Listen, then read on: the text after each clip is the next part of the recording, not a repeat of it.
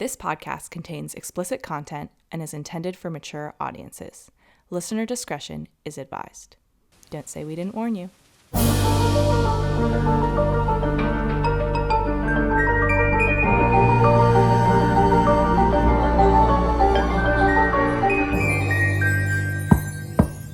Hi, my name is Madison. And I'm Hannah. And you're listening to Who's Knocking? A true crime podcast. Welcome, welcome. Today, we have a new episode, and fans of Unsolved Mysteries will enjoy this one or know it. It is an unsolved mystery. Okay. I feel like you're either going to be like kind of disappointed because like the lack of information, or be interested because there's like a lot of things, like there's just like a lot of questions. So we'll see. Do I know about this one? I doubt it. Okay. If you're like a true 90s Unsolved Mysteries fan, you definitely know it. And maybe it's like early 2000s, but if you are not, then you probably haven't heard of this. It's not a very popular case in my research or in my experience in true crime podcast show type stuff. Okay. But it's fun. Not fun because somebody does die, but kind of fun in like a mystery kind of way. Yes. But in terms of other news, there has been a new kind of little update in the Adam Strong case. Oh, really? Just a little one. Okay.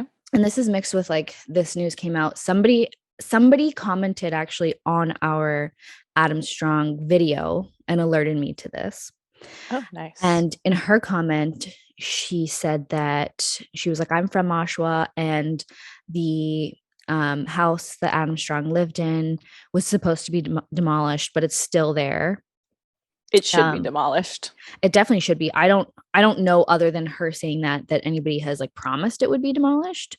To my knowledge, I have no idea, but that's what she said, and maybe that's the case. Right.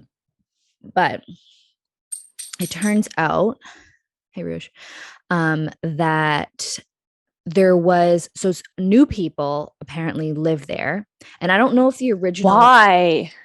I know, but look, Hannah, we have such a horrible rental and housing market right now. Like, yeah, there's not going to be like vacant apartments just because somebody was murdering people and keeping them in their. I guess. Like, that's just going to make it cheaper, and somebody's going to want that, right? Like, yeah. I wonder if they disclose what happened there. I mean, if you live in Oshawa, especially in that area, like, you know. Yeah, but what if it's somebody who's moving in from out of town and it's like, whoa, what a great deal on this rental?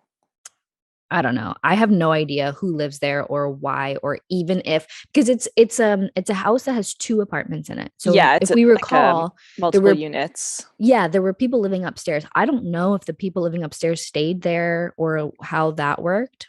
I have no idea. It's just so haunted. Yeah. If anywhere's going to be haunted, that place is going to be haunted. Yeah. You know, I agree. And I would never, ever in a million years rent out something like that happened in. Agreed. Like, could you imagine? No. Fox Hollow Farms, yeah, I'd be down, but this, no way. But anyway, So what seems to have happened is somebody was doing some work on the house. I don't know why, or for whatever reason. And I have not found this said anywhere, but the girl who commented did say that the stuff was found in the chimney, but there was some, quote, suspicious items found. Like, she what? alleges that was in the chimney. And I think she said that the articles were clothing. Okay. Again, I didn't see this in a lot of places that it was clothing, but I think that makes sense. And I don't know why they were suspicious. My assumption is that they had like blood on them or something, or perhaps even the people who were working on the house knew what had happened in the house and found like women's clothing or something. It was women's clothing then, not like Adam Strong's clothing. Yes. And the people in the house said it was not their items. So they're a child of mine is crying. Hopefully they just stop. We'll see. But they've appear to have linked it to Adam Strong. Candace's dad has come out and said like that he thought that this was another victim, but it doesn't look like it is. And that's what everybody feared at first, but it seems to indicate to me, based on what I've read, that probably this was clothing of Candace or Rory. Right. So it's like barely an update, but the fact that they're still finding things to me is like, don't demolish the house, but like empty everyone out of there. Like, clearly you haven't searched through the whole thing. Like, let's make sure we get every I mean, the piece chimney though, that's, I guess. Clearly he was shoving things every which place. Yeah, that's true. In the plumbing. So he got caught. I don't know how he would have, and I don't know that it was a chimney. It was, somebody commented and said that. So I think it's easy for rumors to be spread around, and like maybe it wasn't the chimney, because that really doesn't make sense, because he lived in the basement and it's not like he hoofed himself on top of the roof to shove something in the chimney. Unless there was like a fireplace. He was not able to climb onto a roof, let's be real. Yeah, I don't think he had that type of agility. I don't get that vibe. But yeah, and I don't know if anybody, like, you know, if you for whatever reason haven't listened to every single one of our episodes, there was an episode previously, I don't even know which one it was, but that we shared a more interesting update, or a more prevalent update, where they actually found Candace's body. He had buried it because he had led them to it, because he was desperate for attention. So he's like, all right, fine. But also, I'm pretty sure in that episode, when we talked about it, we were like, could it add more to a sentence? And no, it can't, because he had already been tried for that murder, and he got manslaughter for that murder, but you can't be retried. I think that's double jeopardy. Is that how that works? Okay. Yeah. So no matter what happens, he's been tried for that murder, and that's done. That's too bad. I mean, hopefully he never gets out, but yeah. Excuse me, I'm just opening a drink. Is that number 3? No, 2. Long day. Yeah. Every day's a long day. But yeah, that's the main update, and that's please, if you haven't, go back and listen to our episode on Adam Strong, because that's a very interesting case, and clearly is still kind of going. It's an interesting case, and there's a lot of questions to it, because we don't know that much about him, but yet it's still but there's still a lot there. It's been tried and wrapped up, but at the same time not really. Oops, sorry. Yeah, and then I've been following this whole Damien Eccles thing too. Okay. Updates on that? The DNA testing or whatever. Apparently there's some sort of, he was tweeting that there's some sort of transcript that they're trying to get, and they're like, yeah, you can have it, you have to pay for it, and they're like, okay, we'll pay for it, and then now they're like not responding, so they're sending the lawyer down to try to go pay for it in person, and they're just like keep giving them a hard time about stuff. But I saw him. You mean by a transcript? I think a transcript of the trial. I'm not sure what it's for, but trial. Okay. I don't even know. To me, that's not the interesting part. But I don't know. Have you watched? I feel like you haven't. But do you watch Stranger Things at all? No, I've never watched it. Well, there's a new character this season, in season 4. I assume a lot of people who listen have seen it, and there's I've heard it's quite a popular show. Yeah, it's really good, and this last season was really, really good. But there's a character in it who's kind of based off of Damien Eccles. Oh, really? Yeah, and I think in what way? So the whole like premise of, and maybe if you were concerned about spoilers, fast forward a little bit or something, I don't know. But the whole premise of the season 4 is that there's like this demon monster thing that's like killing people, and it's like kills them in really weird ways. And this one guy, he's like the head of the Dungeons and Dragon Club, and he's like dressed, I think it takes place in the 90s, and he's like, you know, wears like the kind of shit that Damien Eccles would wear or whatever, and like is very weird and like an outcast, and he has like a really funny mullet. And Damien doesn't have a mullet, does he? No, but Jesse Miss Kelly did. His like, it's a very like kind of Jesse Miss Kelly mullet. Okay. Not Jesse. Jason? Yeah, Okay. he had him. I'm pretty sure actually Jesse did too. Yeah, I feel like I remember that. But because it's just like it's the one kid, it's not like three of them. It's not like so closely resembling it, but it's just like vague. Got it. And he gets accused of this one murder that was done by like some demon or whatever. And so like the whole town's like, we got to get this guy. And like it does come down to like it's like a kind of religious small town, and they're like, he's weird, let's get him, whatever. And very familiar. Yeah, and he commented on the character being based off of him and was like he really liked it. Oh, nice. Yeah, I mean, that's cool. It was super cute. I'll actually let me read it because it was actually a really sweet little tweet. It like nearly made me tear up. You would. Not quite. Someone was like, Damien, how do you feel about this character being created based on you, blah, blah, blah. And he's like, in case anyone else was wondering, I was tremendously honored by it, and I greatly appreciate all the new eyes and hearts it has brought to our fight. I was watching it at 3 a.m. in the morning, and when I heard the first chords from Master of Puppets, my heart exploded, which was like the character like played that song or whatever, which was, I just thought that was so sweet. Yeah, that's sweet. That's nice. Yeah, sweet little wizard man. Yeah, honestly, like it is cool. Yeah. And, you know, some people are probably like, he's a murderer, but I just don't think he's a murderer. So I think that's really cute. Yeah. I'm not convinced either way. Yeah, fair. No, I actually don't know. I doubt he's a murderer, but who knows? So many people are murderers that you wouldn't expect, so it's hard to know. Yeah, like Chris Watts, you know, like he did not look like a murderer. Yes. Jeffrey McDonald, maybe. I think Jeffrey McDonald is a murderer.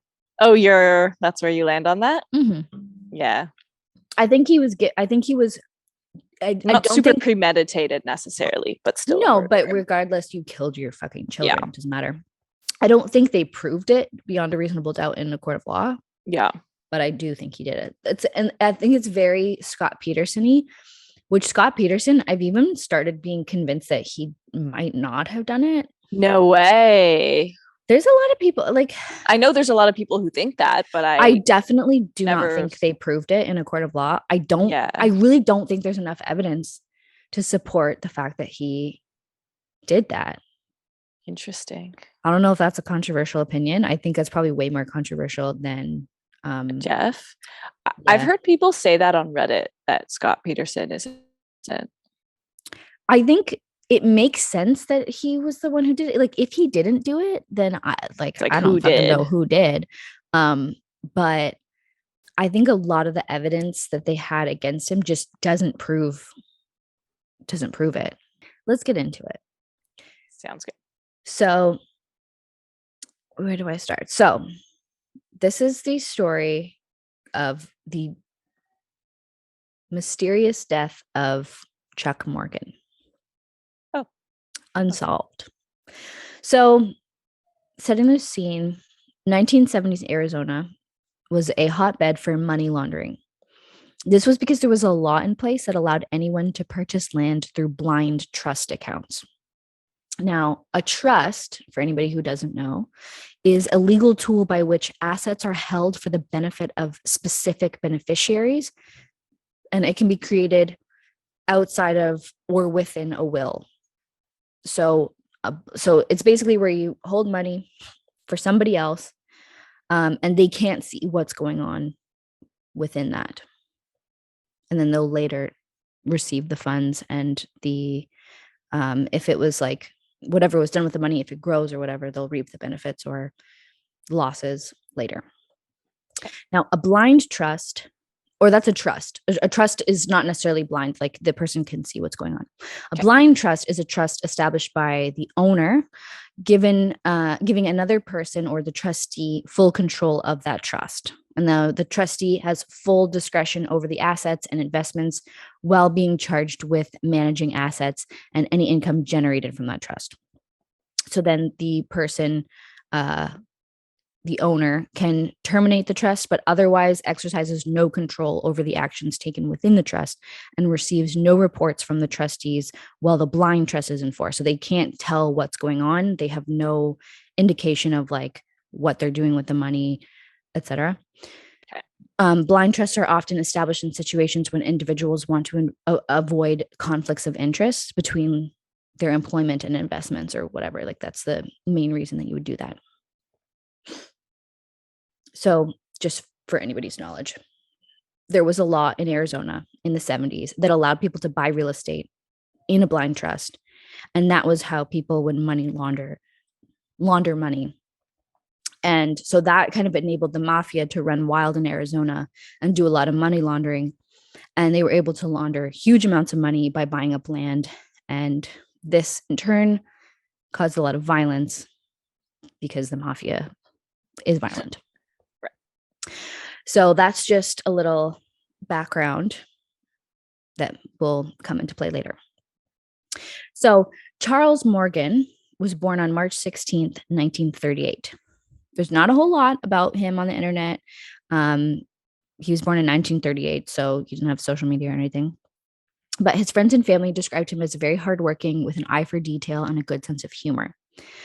Now, Chuck's in his adult life, he met and married a woman named Ruth Eileen Ostro, and they settled near Tucson, Arizona. She was 5 years older than Chuck, and they seemed to have a great marriage. They were very happy and loyal to each other, and they went on to have 4 daughters.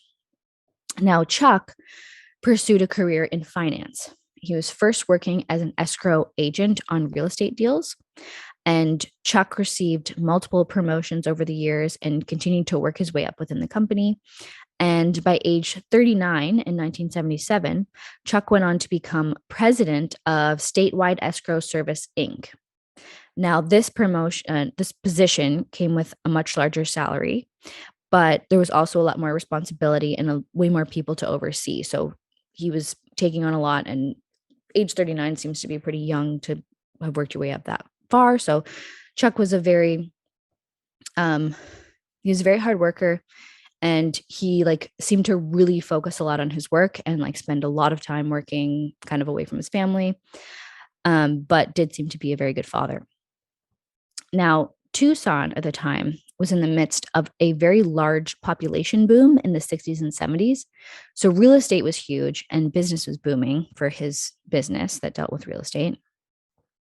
And it was said that Chuck explicitly told Ruth that he was not in the money laundering business, but also said that the less she knew, the better, which kind of made it sound like he was involved in the money. Yeah, why would you say that? So I think this was his way of being like, I'm not money laundering, but don't ask any more questions. We're making money. Just accept it. And I think she was kind of like, okay, cool. Yeah. Fair. I'd probably be like, yeah, sweet. All right. But many sources also say that Chuck had his own escrow business. And I'm not sure if they're referring to the business that he was the president of, or if he had an additional business of his own. Okay. That's unclear to me, but he was very involved in an escrow business that was doing very well. And that it's very possible that he was laundering money through. We don't know. Now, on March 22nd, this is where the real story begins. It was a day like any other. Chuck dropped off his 2 daughters, I think his older daughters were out of the house and he lived with the 2 of them, the 2 younger ones, but he dropped his daughters off at school. He went to work, only he didn't make it to work and he didn't make it home either. So Ruth, his wife, reported him missing. And 3 days later, on March 25th, 1977, Chuck Morgan arrived back at the door of his family home. It was 2 a.m. and Ruth was shocked to see him. She was relieved, of course, but she was horrified at his appearance. Chuck's hands were tied with a plastic zip tie. He had a plastic handcuff wrapped around his ankle, and he was missing a shoe. Worse, Chuck was physically unable to speak. Ruth had to get him a piece of paper and a pen so that he could tell her what happened. Why couldn't he speak? He will explain. Okay. So Chuck wrote that he had been kidnapped and tortured, and he God. And he said that he had, and this is weird, I don't understand it, but a hallucinogenic drug painted onto his throat, which rendered him unable to speak. Okay. Which I don't know what the hell that would be, I don't And know he how that would said- work or anything, but okay. He said that if the paint were to be ingested, it would stop his central nervous system and he would die. At least that's what he told him, and he wasn't going to risk it. So after Okay. explaining what happened to him, kind of, he asked Ruth to move his car, which I guess he had driven back there. And he said it was because he didn't want them to know that he had made it home. How did he escape? Never explained who them was. Now, Ruth Oh my desperately God. tried Why to wouldn't you ask, Ruth? Well, I think she did. I think he was, first of all, he's writing everything. So it's like taking a long time to like Yeah. explain it. I'm sure that would be so annoying. But also he's like pretty vague. Now, Ruth was desperately trying to convince Chuck to let her call the police or take him to the hospital, but he was dead set against it. He said that they would put a hit out on the entire family. Oh, so it's the mafia. We'll Who see. else is going to put a hit out? Like, Depends how conspiratorial you are. I'll just say that. Oh, okay. So it took Ruth a full week to nurse her husband back to health, and she had to apparently feed him with an eyedropper. It was that bad. Oh. Chuck still could not speak, but after the week, he began to improve and he started talking again. During this week, Chuck admitted to Ruth that for the last 3 years, he had been a secret agent working for the Treasury Department of the federal government, fighting against What? organized crime. He said that they had stolen his treasury identification. Again, still not explaining who this they was. Chuck said that he had worked with one mafia family around the time who had procured land that he had procured land for, as well as gold bullion and platinum, which are precious metals. And these metals were commonly used for money laundering as well. Okay. Now, Chuck kept referring to the people who kidnapped and tortured him as they, but again, he never elaborated further. Once Chuck recuperated, he remained very paranoid, and he stopped answering any of Ruth's questions about his involvement in the organized crime, money laundering, and the federal government. Yeah. Chuck became super protective of the entire family, needing to know where everyone was at all times. He wore a bulletproof vest every day under his clothes, and he bought and began carrying around a .357 Magnum handgun. He insisted that he was the only person allowed to bring his daughters to and from school, and he spoke with the school to make sure that his daughters were not released to anyone but him. His father later said that Chuck had told him that if anything were to ever happen to him, he had written a letter that detailed exactly who would be responsible. Now, 2 months went by, and things seemed to be somewhat getting back to normal, when all of a sudden, Chuck went missing again. Oh, no. Again, Ruth went to the police and declared Chuck a missing person. This time, 9 days passed before the family would hear anything about Chuck. On the 9th day, Ruth received an anonymous call from a woman who asked for Ruth by name and then said, "Chuck is fine." Ecclesiastes 12:1-8, before hanging up abruptly. To this day, that woman has never really been identified. Can you just tell us instead of... I know, right? Like, why do you have to be so fucking mysterious? So annoying. Just like Bible verse. Yeah, it's just okay. Now she's to look up the verse and But if it was, and it wouldn't be this, it wouldn't be this episode. We wouldn't be here. So yeah, fair. Interesting mystery lady. So for anyone unfamiliar with the Bible, like myself, I actually really want to read the Bible, specifically for shit like this, to be familiar just with. So you can quote it anytime. Just so that there's so many everything is a biblical reference. It's one of the most quoted books ever. Mm-hmm. That's, if anything, why I would be interested in reading it. Every story is based off a Bible story. But anyway, I digress. So Ecclesiastes, and I don't understand how these verses work, but it's Ecclesiastes 12, and I guess it's verse 1-8. And I'll read it here. So Ecclesiastes 12 goes as follows. "Remember also your Creator in the days of your youth, before evil days come and years draw near, of which you will say, I have no pleasure in them, before the sun and the light and the moon and the stars are darkened and the clouds return after the rain. In the day when keepers of the house tremble and the strong men are bent and the grinders cease because they are few, and those who look through the windows are dimmed, and the doors on the street are shut. When the sound of the grinding is low, and one rises up at the sound of a bird, and all the daughters of song are brought low. They are afraid also of what is high, and terrors are in the way. The almond tree blossoms, the grasshopper drags itself along, and desire fails, because man is going to his eternal home, and the mourners go about the street before the silver cord is snapped, or the golden bowl is broken, or the pitcher is shattered at the fountain, or the wheel broken at the cistern, and the dust returns to the earth as it was, and the spirit returns to God who gave it and the spirit returns to God who gave it.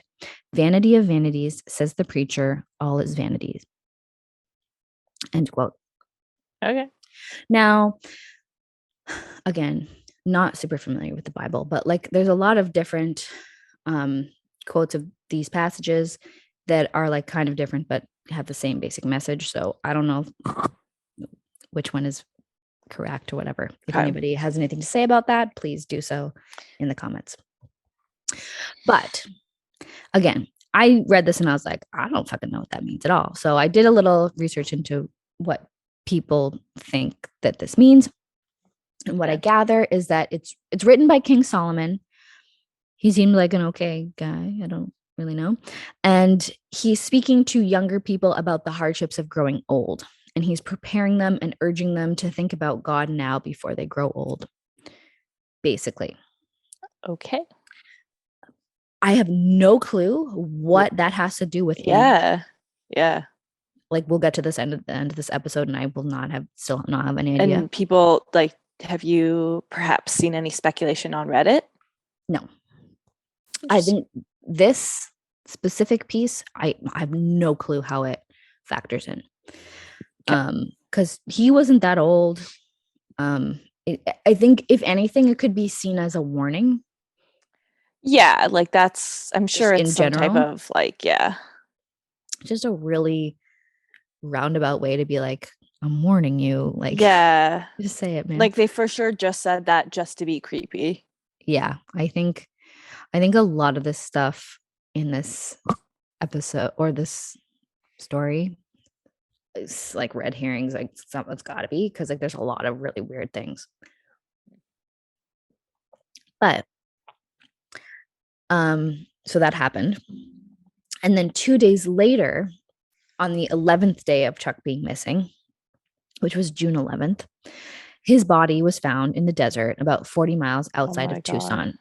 And the crime scene was baffling, to say the least. Oh, God. Okay. So Chuck Morgan was found lying next to his Mercury Cougar, which was a new car of his, with a single shot to the back of his head. Wow. His own .357 Magnum appeared to be the weapon used, and it was lying there beside his body. Chuck was still wearing his bulletproof vest. Now, Chuck's car contained various weapons. I'm not exactly sure what, but I'm pretty sure it was mostly guns and ammunition. There were multiple CB radios, which a CB radio, I'll put a picture up, but it's like one of those like breaker 19, breaker, you know, with the like thing. I know exactly what you're talking about. Good. Glad that was clear. Yeah, you clarified it with that impression. Thank you. There was also a briefcase like with his business papers in it. His car had been altered to unlock from the fender. Kind of random. Investigators also found one of Chuck's teeth in the rear seat of the car, wrapped up in a white handkerchief. Weird. So weird. That's so weird. Still no idea why that was there. Okay. But his own tooth. Yeah. There were no identifiable fingerprints at the crime scene, including on the gun. Right. Chuck's hand had gunpowder on it, but only on his left hand, and he was right-handed. Chuck also had a knife hidden behind his belt buckle. Okay. And there was a piece of paper found with directions on it to the spot where he was found, written in what looked like Chuck's own handwriting. There was also a pair of sunglasses found near the body, which they don't believe belonged to him, but he was missing for 11 days. Like he could have got a new pair of sunglasses that no one knew about. Sure. And probably the strangest thing of all, clipped on the inside of Chuck's underwear was a $2 bill. And written on it were various words and some drawings. First of all, so this is the first part of it. First, there was stuff referencing Freemasonry. And there's a couple people said like he was a Freemason, but I didn't find any like main like real evidence of that. I don't know if there's more evidence other than the Freemason references, which I don't know much about Freemasons. Like that's well, you're in luck because I'm going to tell you. Okay. Because I figured some people wouldn't know what the Freemasons are. Wait, so there's a $2 bill Mm-hmm. tucked in his underwear. Yeah, like clipped on the inside. Okay. And it had a bunch of stuff written on it. So first thing that was written on it Okay. was like some Freemason references, which I don't even know what they are because there's pictures. There's pictures of the bill, but only sections of it, not the whole thing. So for those unfamiliar with what the Freemasons are, Yes, please tell us. Freemasons are the largest worldwide secret society devoted to fellowship, moral discipline, and mutual assistance.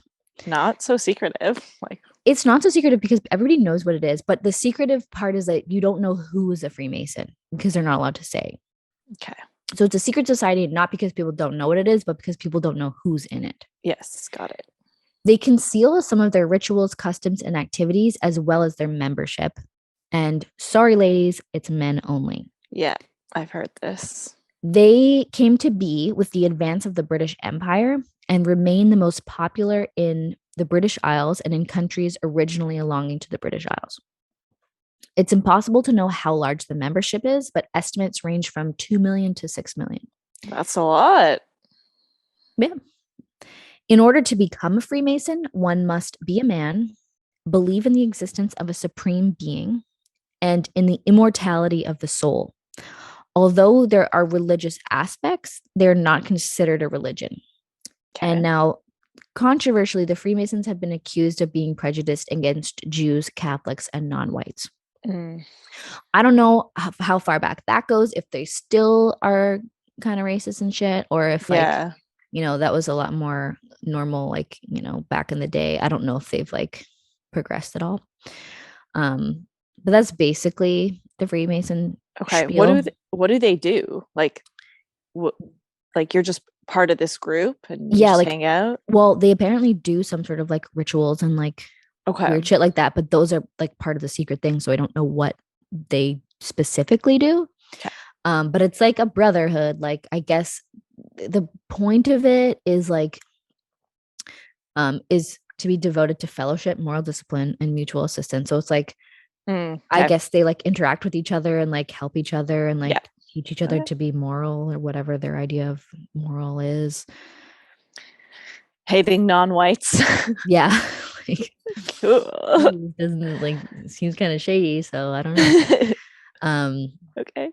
But that's essentially what it is. Like, I'm sure you could go into way more detail and like really dive down that rabbit hole if you want to. I think that it's always like, you know, this famous person, like, oh, is he a Freemason? Yeah. There was a show that I watched called Line of Duty, which was a really popular British cop show that was really, really good. And it's like, it was about the unit of the police that like investigate the police, the corruption police. Okay. And so it was always like, you know, there's corruption within the agency and who did it or whatever. And there was like one of the head guys that really kept being like, he might be a Freemason. He's like, well, if I was a Freemason, I can't tell you. And like, it was always like, is he a Freemason? Is he not? So it's like clearly still a thing because that was like not an old show. Which is weird because whenever I think of Freemasons, I think of it as like really old and like a really like, I don't know, like olden days kind of thing. Yeah, I guess. I feel like it's a thing. You know, in Toronto, the MTV building is labeled like the Masonic Temple. Do you remember that? No. Yeah. Is that the Freemasons Masonic Temple? I don't know. I assume Masonic. What else would it be? I don't know. I have no idea. Anybody who knows, please let us know. Yeah. But yeah, so apparently he seemed to be a member of the Freemasons, allegedly, not sure. Okay. So that was one part of the $2 bill. Also on the $2 bill, there were 7 Spanish names beginning with the letters A to G. So the names were Acevedo, Bejarano, Quiero, Duarte, Encinas, Fuente, and Gradius. I probably butchered those. Reach out, Spanish people. And above the names was Ecclesiastes 12 and arrows pointing to the numbers 1 and 8 within the bill's serial number. On the back of the bill, which shows the signing of the Declaration of Independence, the 7 signers were labeled with numbers 1 to 7, and there was a map drawn on the back of the bill showing roads leading to Robles Junction and Salis City. These apparently were both popular places for drug smuggling in and out of Mexico within Arizona. Now, Chuck's death would soon be declared a suicide, despite the fact that he was shot A, in the back of the head, a rather unusual spot for somebody to shoot themselves, and despite the fact that he was wearing a bulletproof vest and that his fingerprints were not on the gun and the gunshot residue was on his left hand. That was the I think it was Pima County Sheriff's Department. I'm pretty sure they were the ones looking into everything. And nobody was like, this is kind of suspicious. Well, so they were like, it's a suicide. However, the county medical examiner was like, no, this is clearly not a fucking suicide, you guys. Yeah, like there's no way. He declared Chuck's death to be an unsolved case for the obvious reasons I just said. Yeah. And also noted that Chuck had most likely died only 12 hours before he was found. So those 11 days, he was probably alive. He definitely was. 2 days after Chuck's body was found, a woman called the Tucson Citizen newspaper who looped in the police, and she told him that she had met with Chuck Morgan in a motel shortly before his death. She said that he showed her a briefcase that had $60,000 in it. And she said that he told her that the money was going to be used to buy himself out of a contract that the mob had put on his life. Wow. And she told the police that her name was Green Eyes. Green Eyes also said that she was the one who had called Ruth with the Bible reference. Now, the police were able to confirm that Chuck had stayed in a West Side motel for over a week before his death. 3 weeks later, 2 FBI agents, I'm air quoting here, visited with Ruth. They arrived at the home, quickly flashed their badges, and then ransacked the home, claiming to be looking for something. And that something was never found. And later, the FBI denied having any involvement in the investigation of Chuck's murder and even denied knowing who he was. So it seemed that those FBI agents were probably not FBI agents. Okay. Meanwhile, the Pima County Sheriff's Department did launch an investigation into Chuck Morgan's life. And here's what they discovered. So Chuck had been staying in a motel along Interstate 10 under a fake name for multiple days prior to his death. He also stayed at other hotels while he was missing. He did, in fact, spend time with this Green Eyes woman, according to police reporting, and the two of them were seeing each other socially, meaning they don't think that he was like cheating on his wife. Right. They were not able to identify the woman, but I think they like saw a video of her, but didn't actually identify who she was. While looking through his business records, police found evidence to indicate that Chuck was working with the Arizona authorities on some sort of investigation. Okay. 1 month prior to his death, Chuck had been subpoenaed by state investigators and given sworn deposition in relation to the investigation on illegal activity taking place within the state banking department. Apparently, this deposition had such sensitive information that it warranted participants to receive protective custody, which Chuck allegedly declined, which I think is suspicious, seeing as how paranoid he was. He was wearing a fucking bulletproof vest. Why would he deny, like, somebody being like, we'll give you protection? Yeah. That seems suspicious to me. But the contents of the deposition has never been made public. For 13 years, there was almost no movement in the investigation, and it pretty much just turned into a cold case. But in February of 1990, John Devereaux, a local reporter, came to look into the case. And according to his research, Chuck had become involved in money laundering for an organized crime family sometime in 1973. And he claims that in the span of 4 years, Chuck had laundered over $4 billion for the mafia. Wow. John Devereaux believed that Chuck's death was linked with a real estate scheme out of Wilcox, Arizona. And he found that there was counterfeit money being produced and brought into Wilcox and laundered through real estate.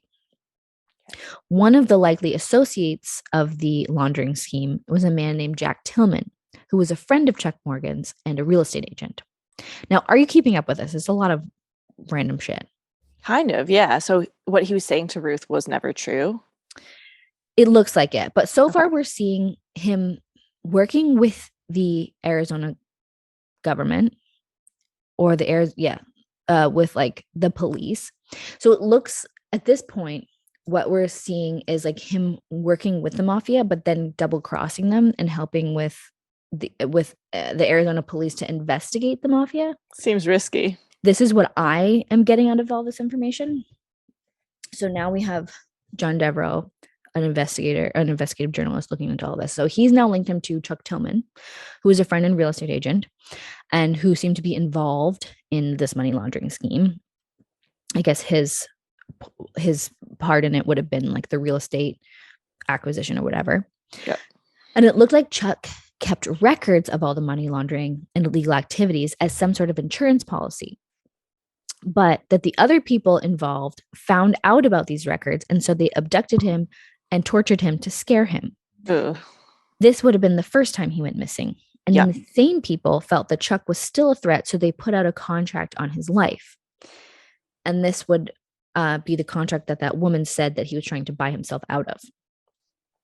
Now, they apparently got a bunch of information from this Tillman character. He was privy to the entire situation, and he had apparently seen Chuck in the days leading up to his death. It was his assertion that indeed Chuck had been murdered by the people high up in the mafia and did not commit suicide. Tillman was apparently told that if everyone kept their mouths shut, then there would be no need for any more murders. Tillman unfortunately died of cancer in 1981, so could not be of any more help. Now, John Devereaux also linked Chuck to Ned Warren's land fraud operation in Phoenix. Ned had been called the godfather of land fraud in Arizona, and he would launder money through the sales of uninhabitable land, most lots being sold to multiple people with fraudulent mortgages. And there were many deaths linked to Ned Warren's businesses. Wow. Again, that was air quote. He's a mafia kind of guy. Now, Chuck was also linked to Joseph Bonanno Sr.'s mafia operation in Tucson. Joseph was the head of the Bonanno crime family, which Bonanno, that's literally the name. Sounds really silly. He was head of the Bonanno crime family and was super famous. He was a super famous mob boss, apparently. Okay. I looked into him. He seems famous. Now, Devereaux also found evidence of some other shady shit that Chuck may have been involved in. Now, he alleges there were some governmental agencies involved as well. We know that Chuck was in the middle of double-crossing the mob families, allegedly it seems like, and working with the government. It has been speculated that the messages written on the $2 bill were coded messages for the FBI. Now, again, the FBI claimed they had no idea who this man was. Yeah, but... So, yeah, and we don't believe them, obviously. But it was also discovered that Chuck had been laundering money since the early 70s for people in Southeast Asia. Oh. He would launder money through large sales of gold and platinum out of Vietnam. It appears that Chuck kept records of all these transactions as well. And the rumor has it that the undercover CIA agents and people from the Department of Defense and exiled Vietnamese government officials were also involved. And this is another theory as to why he was murdered. You see, apparently, during the Vietnam War, there were multiple illegal operations being run to smuggle drugs and precious metals and money from Vietnam to America. there was an airline called Air America, which was secretly owned by the United States government from 1950 to 1976. Okay. And it was used as a dummy corp for CIA activities in China. And it has been alleged that the Air America was used to smuggle opium to the States. Wow. Okay. And that whole thing of them like smuggling stuff during the Vietnam War, especially opium, seems to be just, by the way, what like really started like the opium and heroin issues here. If we recall the Jeffrey McDonald murders, it was like in the Air Base or Air Force Base in the States that like all the drugs were coming in, and it was during the Vietnam War, and that was all coming in and like fueling a drug crisis over in America. Mm-hmm. So that's that situation. And it seems like he had his hands in that as well. Okay. Maybe. Like, I don't know if like all of these things could be true, or if it's like maybe it was this or maybe it was that. Right. But John Devereaux seems to have gotten information about all of these things. And then in 1990, there was another incident. On May 14th, 1990, a man named Doug Johnson was shot and killed in his car. He was parked in a parking lot outside of a computer graphics company that he worked for in Phoenix, Arizona. Now, authorities claimed that Doug's death was yet another suicide, but his family and John Devereaux disagree. I think his name is actually Don. Sorry. Don Devereaux? I think I may have been calling him John, but it's Don. By the way. Sorry, Don. I think I was like listening to something and I heard it and wrote it down as John and then realized it was Don and like changed it later, but didn't get to the ones at the beginning. I don't remember what I said. Anyway. Yes, but Don Devereaux disagrees that his death, this Doug Johnson's death, was a suicide. Right. Doug had no gunpowder residue on either of his hands, and there was no gun found at the scene. So that should be enough. You can't kill yourself and not have a gun at the scene. That just can't. That doesn't make any sense. Right. So I was like making me wonder what exactly led investigators to even consider this was suicide in the first place. But Devereaux's theory is that Doug Johnson was killed by a hitman, and he thinks that hitman meant to murder him. Like the journalist? Yes. Why? Well, here's his evidence. Don Devereaux had recently appeared on an episode of Unsolved Mysteries. So the main episode of Unsolved Mysteries that talks about this case, Don was on. Okay. That episode is where I heard about Chuck Morgan's death, is Charles Morgan, whatever, Chuck. And it aired in February of 1990. Yep. Don also drove a similar car to Doug. The two had similar facial hair, and the two lived across the street from each other. Don said that his address ended in 8 and Doug's ended in a 3. If that address was written down on a piece of paper, it could have very easily been mistaken. And Don had been snooping around in all of this shit and had apparently been threatened before. Creepy. So I think it's reasonable. And I did listen to an interview with Don Devereaux on another podcast, and he talks about how like he was like snooping around at this like airbase. Like I think he was looking into the whole Air America situation and like was basically chased out, and like helicopters had been following him, and he ended up talking with a guy who was like worked in like terrorism or whatever, and he was like, you need to drop this right now and stop and get out of there. If you care at all about your life, just stop. It's not worth it. Wow. And like to this day, he's got a website with like all his articles and like stuff that he's written or whatever. And I tried to look up anything about Chuck Morgan, and it's like not there. Like he took it down because he feared that much. And he was like, yeah, no, it was not worth, like, this is not worth my life. So I just stopped. But then a year after that, another investigative reporter named Danny Casolaro reached out to Don Devereaux, and he said that he had some information that he'd recently discovered about the Chuck Morgan case, something that had to do with his financial transactions. So Don asked Danny to send over the materials, but before he got to it, Danny was found dead in the bathtub of a hotel in Martinsburg, West Virginia. That's terrifying. His wrists had been slashed 12 times each with a razor blade. Ooh. And there was also a suicide note found at the scene that said, quote, "To my loved ones, please forgive me, most especially my son, and be understanding. God will let me in," end quote. Wow. Now, something that really sticks out to me about this suicide note, A, it's super short. B, he doesn't name any of his family at all. Like he doesn't say like to Noah and Isla, whatever. Like he says, Aww. my son, be understanding. Like I think whoever wrote the suicide note like knew he had a son, but maybe like didn't know his son's name or like didn't know like any like details enough to like write about them. So it was just like to my loved ones, like didn't even know if he had loved ones. Like he just knew he had a son. Like that's like a really, I feel like if you're gonna be literally committing suicide, you'll be like a little bit more detailed if you were even gonna leave a note. Yeah, that makes sense. You know? So Danny's family, the gang's all there. Yeah. Danny's family does not buy the suicide theory, especially because he was terrified of needles and blood. Can relate. Same.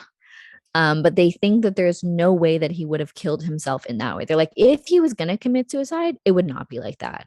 Okay. Yeah. Yeah. Seriously.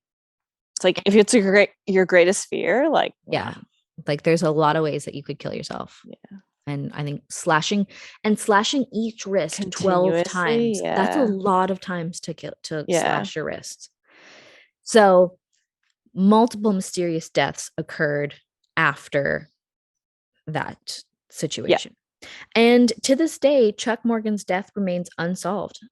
And sadly, in 2006, Ruth passed away and never got to know the truth about her husband's death. And that's basically what we know about this case. That's so crazy. Isn't it so weird?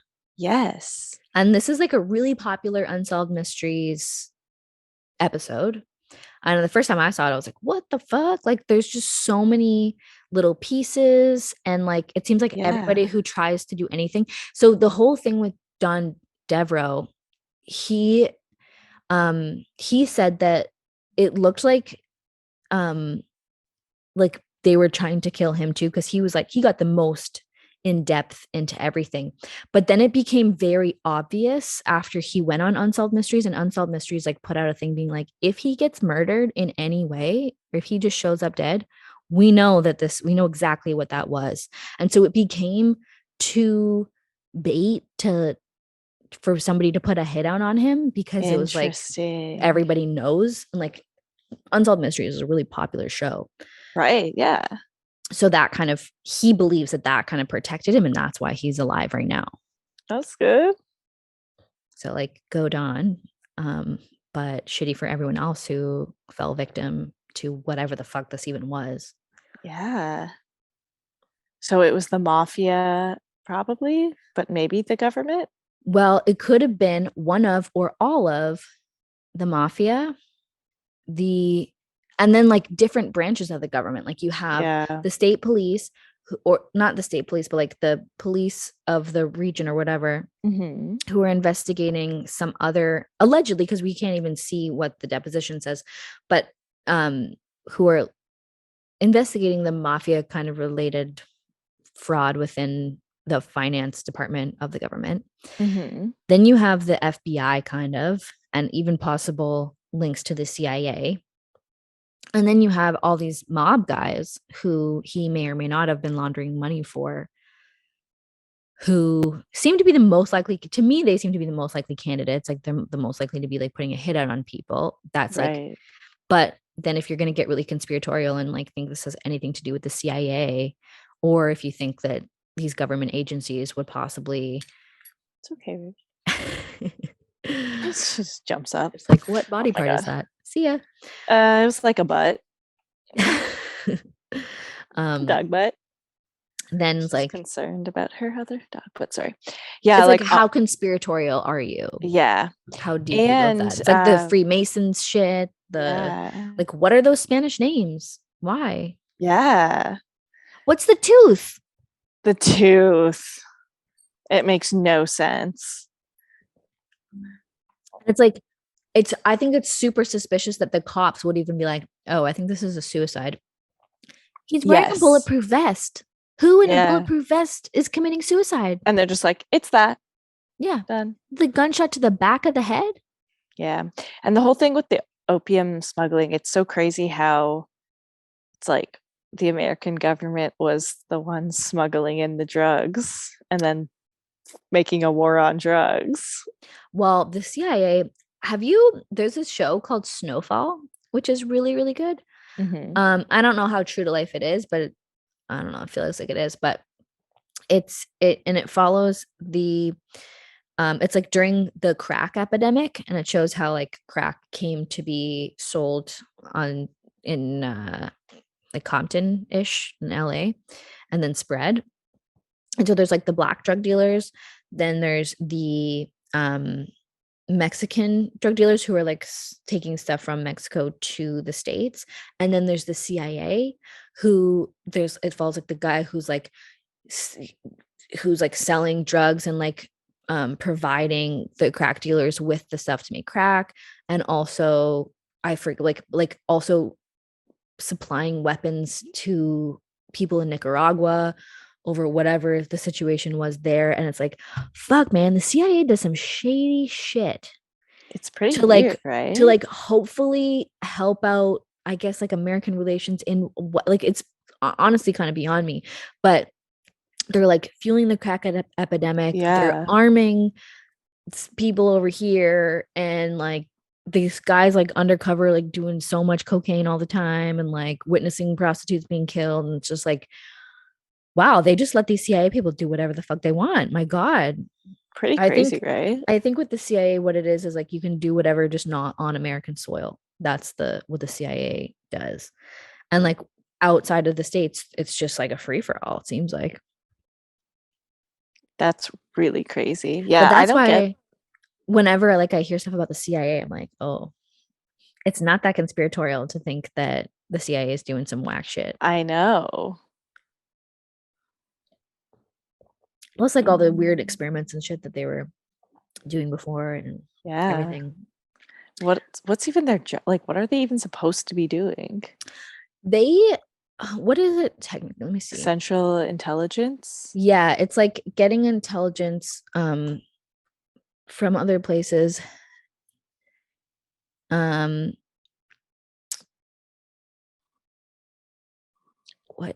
it up.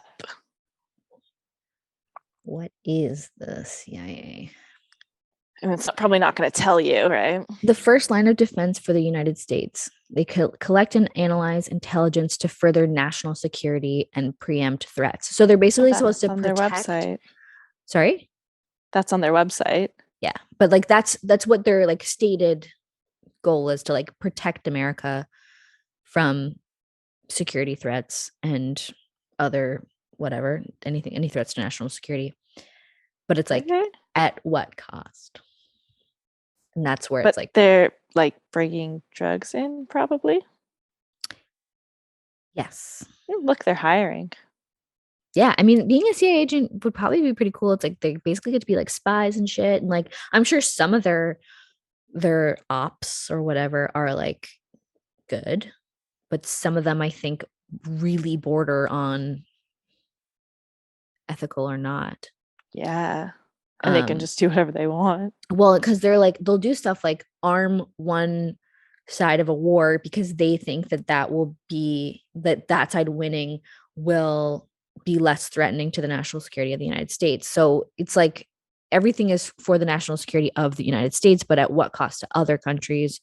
Or sometimes it's like there is a cost to their own people, like when they're smuggling drugs into the country, but is it for whatever reason helping on a grander scale? I think is like the thought behind it. Wow. Well, they have a lot of job opportunities right now if anyone wants to join. Yeah. I have this book that's about this girl who was a CIA agent, and I haven't finished it. I started it, but I didn't finish it. Did she like it? Yeah. And they were doing stuff in, I think, a lot of Muslim countries, but I don't remember which. There's a lot of like anti-terrorism stuff and whatever. And I don't know, like, I'm not saying that is cool or not cool. I'm just saying that's what they did. But it seems like the kind of thing where it's like, that's your life. And like, you can't have like a regular life outside of that. Yeah, well, my job's kind of like that too. So yeah, it's kind of like being in the CIA. Pretty similar, honestly. True. Dog trainer and CIA agent. Yeah. I mean, I can't tell the difference. Yeah. Basically. But yeah, that's the case. I'm super curious because like that's all the information I could find.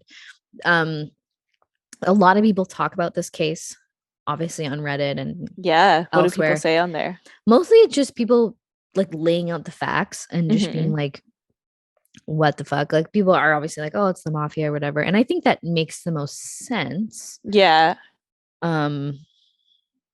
But again, who knows with the freaking CIA? Although the CIA is not supposed to be doing stuff on American soil. And the mafia, like people just like the CIA or the government just like lets them do their thing. Like obviously they know they're doing stuff. Well, this whole thing in Arizona was like, okay, guys, like you set this law out. Like who allowed this law? Yeah. That allowed all this money laundering. It's obviously like allowing it. And like, if we're going to go down the conspiratorial route, like, did somebody within the mafia get into a lawmaker who allowed this to happen so that they could launder money easier? Right. Because it just like, it created this like huge boom. And it was like, we can like just very easily launder money here. I'm doing it. No one can stop me. So weird. I don't know what to believe. I have no clue. And then it's like the like Ecclesiastes thing, like no, there's no explanation. Yeah. Well, that could just be like the tooth, no explanation. Yeah, the tooth is Spanish names, no explanation. Some of that could just be to throw off the trail, right? Exactly. That's why I said like some of the stuff seems to me like red herrings. Yeah, definitely. Wow. So I know this is probably one of a bit of a shorter episode, but I would love if we got some sort of conversation going about this. If anybody has information that I didn't find, maybe like there's a little bit more. I listened to this one podcast that went pretty in depth, with like even more information than I presented, but like not anything that furthered the story more. Right. So I'm sure there's people that know stuff that I didn't find, and I would love to hear from you people if you exist, if you're listening. Yeah, let us know. And next week I have another unsolved case, but it's a bit more, I think it's slightly more famous. It's newer. I'm kind of excited about it. So stay tuned. Hit us up on Instagram at Who's Knocking Podcast, Twitter at Who's Knocking Pod. We're on TikTok. We're on TikTok is something I haven't really been updating there, but I mean to get around to it. Email us, hello@whosknockingpodcast.com. And please stay safe out there because you never know who's knocking.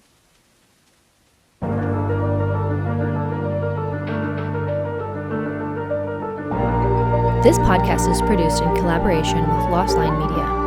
Artwork by August Digital. Music by Matthew Cook.